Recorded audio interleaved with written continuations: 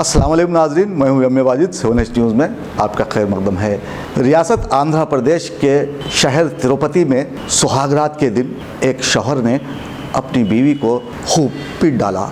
उसने ऐसा क्यों किया होगा, ये जानने के लिए देखिए 7H की ये रिपोर्ट। सुहागरात इंसान की ज़िंदगी में सिर्फ एक बार आती है, जिसमें ज़्यादातर बीवियों के लिए ये रात एक बहुत बड़ी रात होती है, जिसमें वो अक्सर घबराहट का शिकार हो जाती हैं।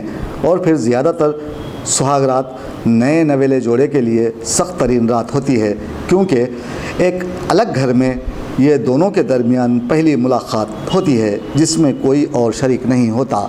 ऐसे वक्त उमूमन लड़कियां या बीवियां घबरा जाती हैं और कभी बड़े अजीब व गरीब हादसे भी हो जाते हैं। ऐसा ही एक हादसा तिरुपति में पेश आया।